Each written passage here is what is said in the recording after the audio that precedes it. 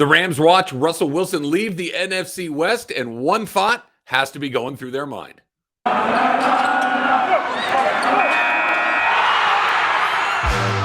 You are Locked On Rams, your daily Los Angeles Rams podcast. Part of the Locked On Podcast Network, your team every day.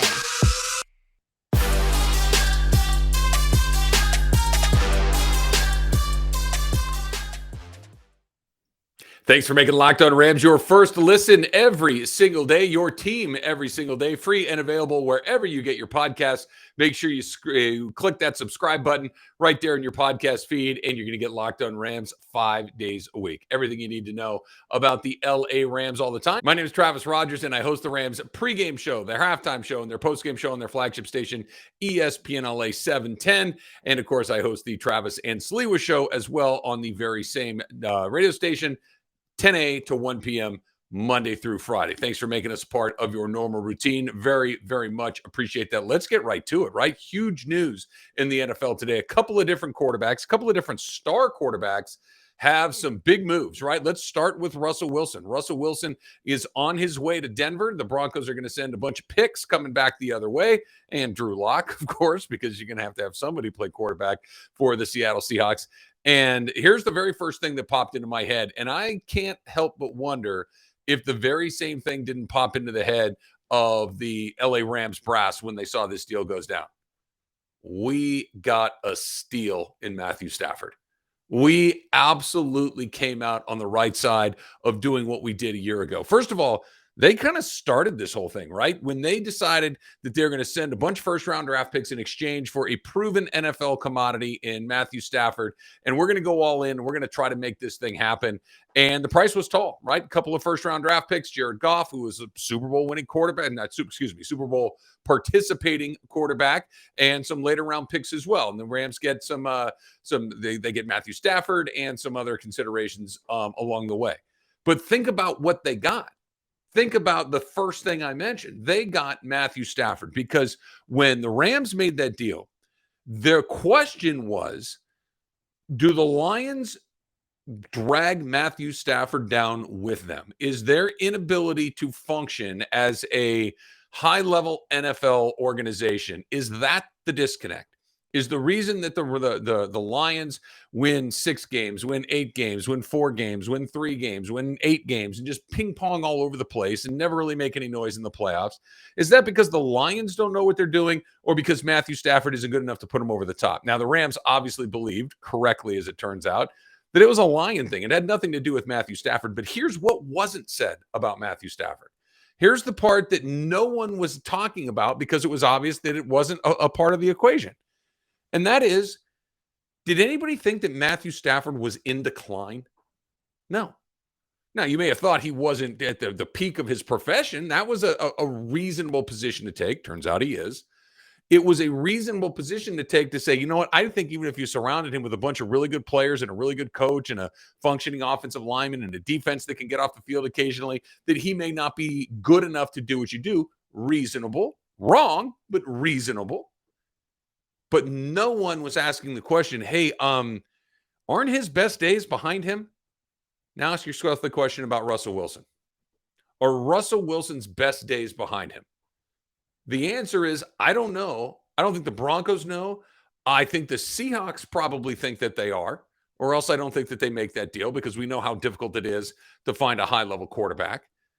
But it's a fair question, right? There's a very good chance, and I've gotten to see Russell Wilson twice a year at least for the last 6 years, and Russell Wilson was the single scariest guy in that division for a very long time when they would play the Rams, because Russell Wilson had the combination of things where he's going to make really good decisions. Russell Wilson did not do a lot of dumb things on a football field. That was, I think, his greatest attribute. Russell Wilson could run. Now, he wasn't Lamar Jackson. He's not running circles around people, but he could run. He could keep a play going with his legs. He could do that thing where there's nobody open. I'm going to run for 11 or 12 yards. I'm going to slide. I'm going to step out of bounds. First down. Keep it moving. Here we go. Very, very dangerous guy. And, of course, he's a very good quarterback. Very good passer. Very talented player, to be sure. Then, the last few years, a little bit less of that. and a little bit less of that. And we're seeing him run a little bit less. And we're seeing him make some decisions that are, I think, the results of not being able to do those things with his legs, of not being able to surround himself with the very best players like he had previously. I think that's a very fair question about whether or not Russell Wilson is in decline, because I think the answer may be yes. I think it's incredibly likely that the best football that he's played is behind him, as opposed to being ahead of him. Now, think about what that is relative to Matthew Stafford. When they made the deal for him, they had questions, to be sure, but it was never, hey, maybe he'll never be as good as he used to be. That's what the Broncos just bought. And ask yourself the most simple question. This is one of my favorite things to do when you start thinking about trades and when you start thinking about players moving from one team to another. Why does the team that the guy's leaving, why are they okay with him walking out the door? And sometimes they're not. Sometimes they don't have any choices. For instance, had Aaron Rodgers walked out the door in Green Bay, and we'll talk about him coming up in the next segment, but had he walked out the door in Green Bay, it's because Aaron Rodgers is a weirdo. It's because Aaron Rodgers doesn't want to be there. It's because he's got a weird relationship with the front office. It's not because he can't play. No one's thinking Aaron Rodgers has the best football behind him instead of ahead of him. I don't think that's true. Now, he may not get a lot better, but who cares? He's already at the very top. With Russell Wilson, I don't know, man. I don't know. There's also this component of it as well, as far as the Rams go with Russell Wilson leaving the division. He's an all-pro, or has been in the past. He is a Super Bowl champion. He is a guy that is one of the best in the business, or at least was for a very long time. Let me ask you this, though.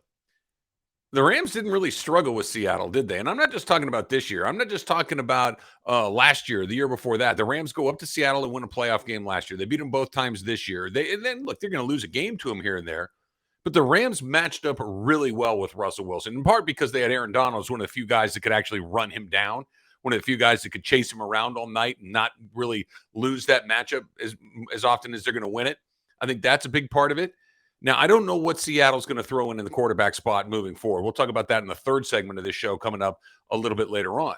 But what is it going to look like when they get somebody else in there that's not Russell Wilson? I'm not saying Russell Wilson isn't a really good player, but the Rams knew exactly how to prepare for him. The Rams knew how to compete against Russell Wilson and come out on the right side of that far more often than they did on the wrong side. I'm not saying it's Drew Lock. Obviously, it's not. They're going to spend some of the draft capital that they acquired from Denver to go get a quarterback, right? Whether that's through the draft or whether that's flipping picks or whatever it might be. But whatever comes in probably won't be as good as Russell Wilson, but it probably won't match up quite as well as it did for the Rams. That's one of the things that I think kind of jumps right off the page at you when you look at this deal. But the very first thing that jumped out at me is, wow, did the Rams make an unbelievable move in going to get Matthew Stafford? Because as good as Russell Wilson is, there's a very good chance that the best version of him you will never see again. That's not true with Matthew Stafford. The price for both of them very high. If I'm Denver, I probably do it too, because you were going nowhere with the quarterbacks that you had in Denver the last few years, really since Peyton Manning left. But the Rams made a move for a guy that if they were right about their evaluation of, we think that's a Lion thing, not necessarily a Matthew Stafford thing, and we still have a bunch of good football in him moving forward, I think that's a far better bet and a far better buy, a far better value than what Denver's getting for Russell Wilson. Russell Wilson's a Hall of Fame quarterback. He's going to go to the Hall of Fame. He's going to get that yellow jacket. He's going to stay up there and offer a speech that he probably looked up on Google, because how do you talk to people when you get invited to the Hall of Fame? Same thing, how do you tell your wife that she's pretty? That he did that whole thing too.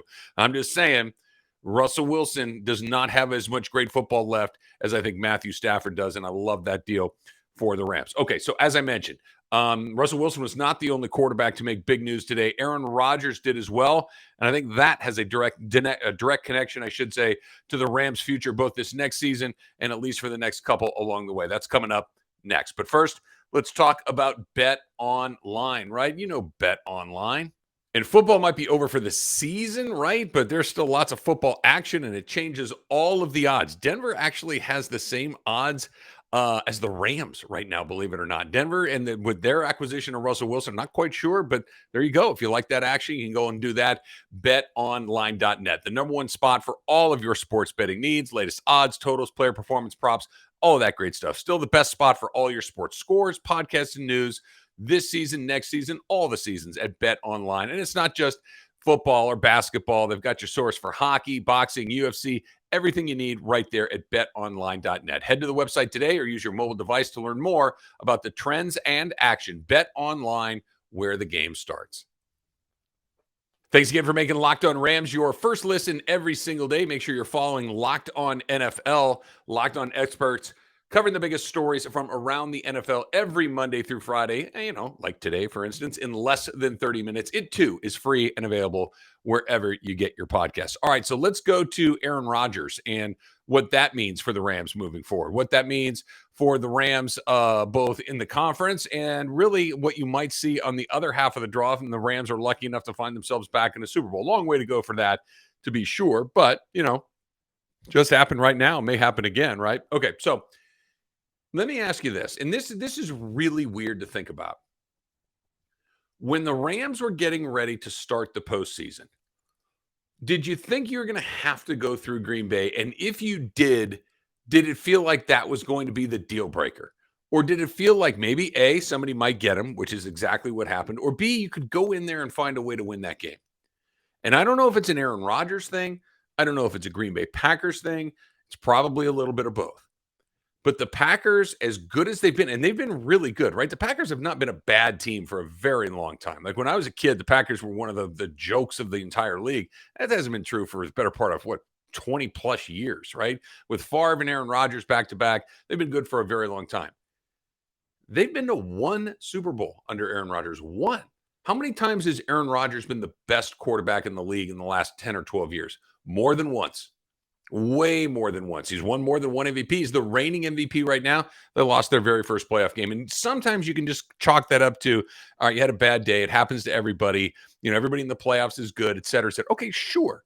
Every time? Every time they've been either the top seed or one of the top seeds frequently. And they can't find their way back to one more Super Bowl. I'm not putting that exclusively on Aaron Rodgers. I think that that's only a portion of that. But I think what he brings is a weird vibe. It's a weird deal. And I don't know what it is that makes him like him. I don't know what it is. But there's something about his teams that just seem to underperform at the worst possible time. Now, what I was hoping for was that he would leave the division, right? That had he gone to Tennessee or Pittsburgh or one of these other places in the other half of the draw, right? Denver even was another possibility, to be sure. That would have opened up a whole bunch of opportunities in the NFC to not have to deal with him, which is also fine too, because he's, like I said, he's a very good player. But the Aaron Rodgers, as much attention, and all of them, what is 153 million guaranteed over the next 4 years, 200 million guaranteed, or 200 million total contract, 153 guaranteed. I mean, if Aaron Rodgers is the quarterback of my team, I'd want him to stay as long as possible too. But there's something very weird about the way that he goes about his business. There's something very weird about his teams constantly underperforming. If they just kept getting beat by one team that was, Tom Brady keeps knocking him out, or Peyton Manning kept knocking him out, or any of these other very good players that we've seen who just keeps running into a guy, okay, it's not really what happens. They run into weird, bizarre circumstances over and over and over again. It's a strange dynamic. And as when you look around the rest of the NFC, like think about who else we've seen in the NFC now that Aaron Rodgers is gone, right? Or I should say that he's still there. That Russell Wilson is gone is what I was thinking. But think about it like this: who do the Rams have to beat next year? When you're looking at it on just a spreadsheet right now, Aaron Rodgers stays in the conference, and we're talking about the conference right now at large. Who are the best teams coming into next season? Green Bay for sure. You terrified of them?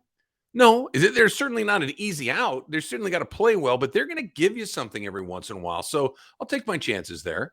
Who else in the NFC North? I don't know. Nobody really, right? Go to the NFC South. Tom Brady is retired. We'll get to him in a second.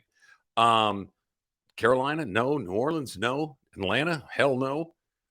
The NFC West, the rest of the teams, that's probably where most of the competition comes from, right? We'll see what San Francisco can put together at the quarterback position.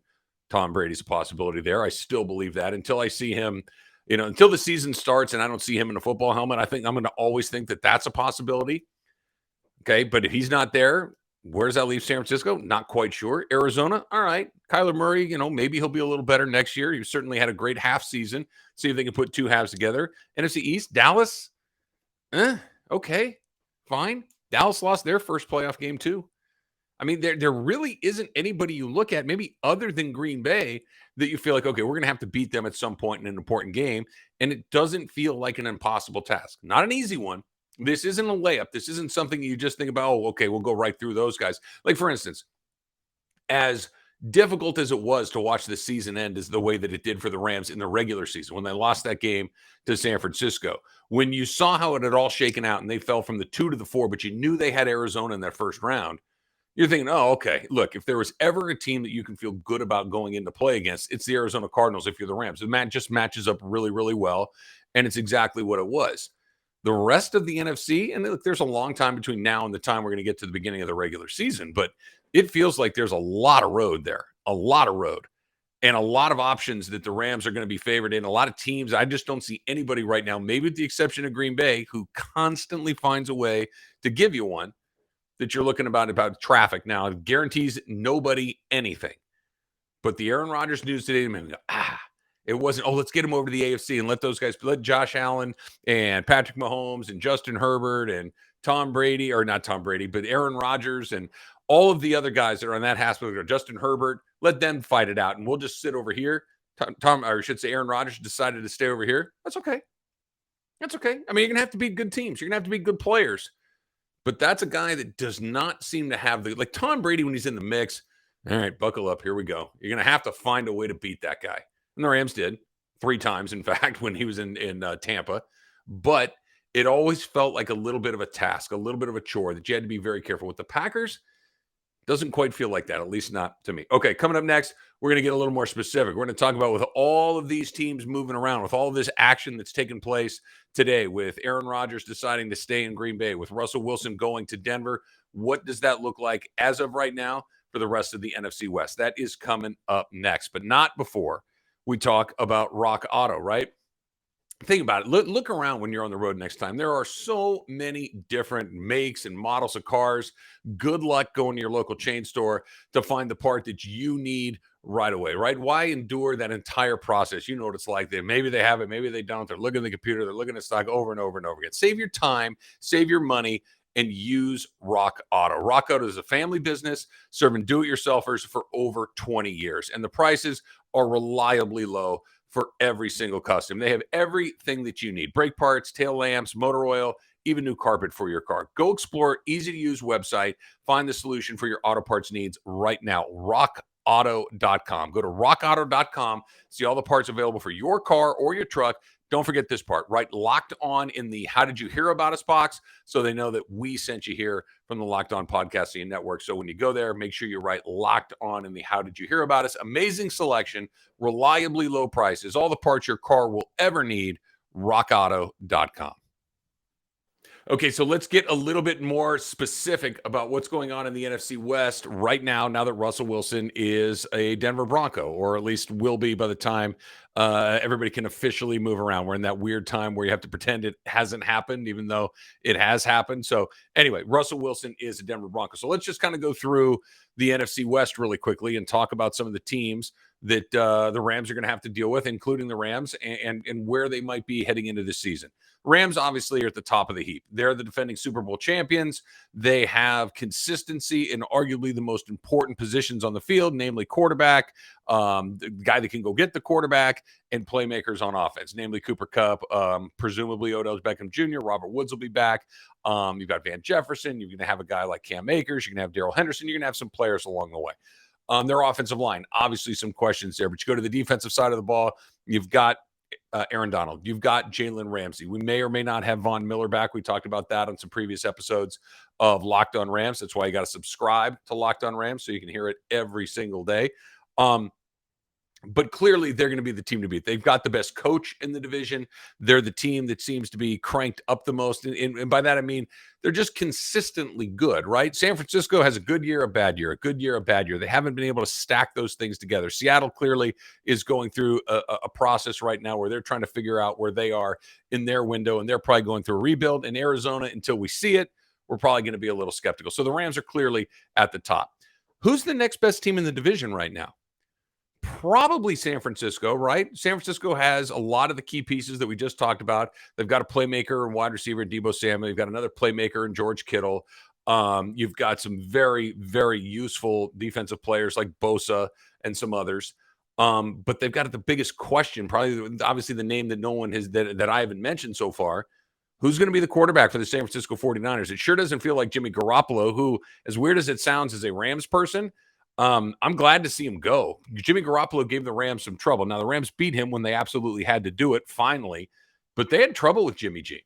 So he's down the road. Maybe it's Trey Lance, and in the limited time that we got to see Trey Lance this season, does he fill you with a great deal of concern about what he's going to do? I don't think so. Now, if Tom Brady comes in, it's a very different conversation. If he can find a way to get out of Tampa, to decide he wants to play, to come back to his hometown, his home state, Northern California, and do what he's done more or less since he's come into the league, that's a problem. That puts a very significant wrinkle into the entire process in the NFC West. So I think the Niners are second with a bullet if, in fact, Tom Brady decides that he may want to do that. Beyond that, it's got to be Arizona, right?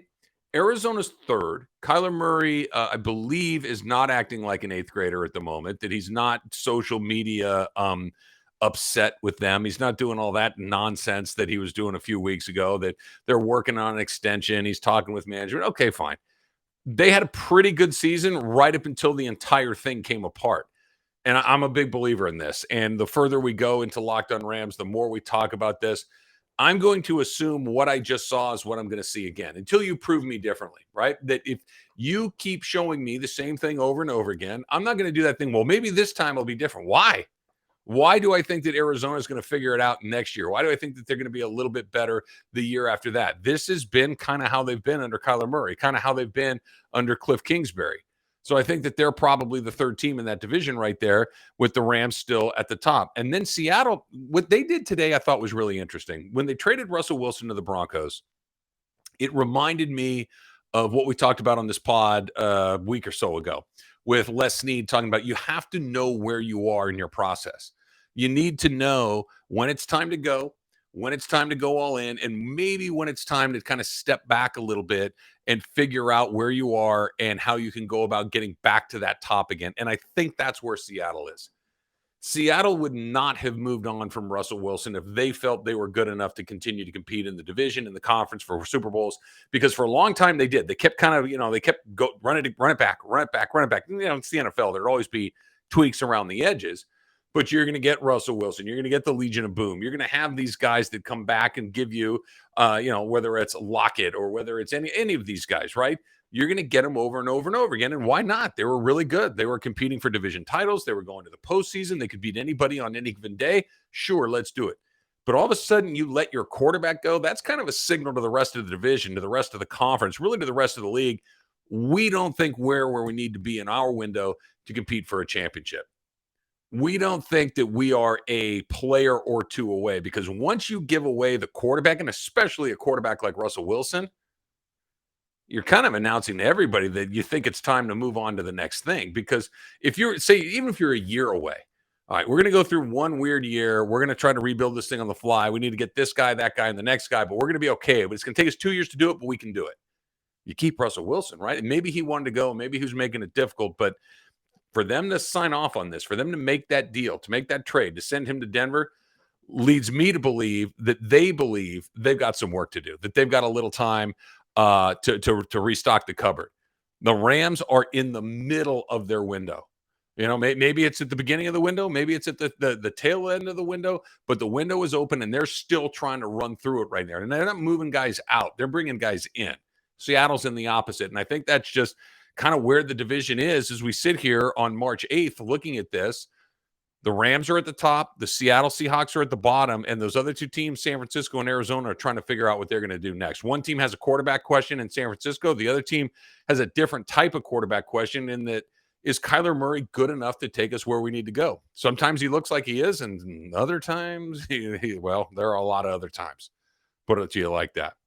All right, that's going to do it for this edition of Locked On Rams. Thanks again for checking us out. Make sure you subscribe to Locked On Rams, both on your podcast feed and on our Locked On Rams YouTube channel.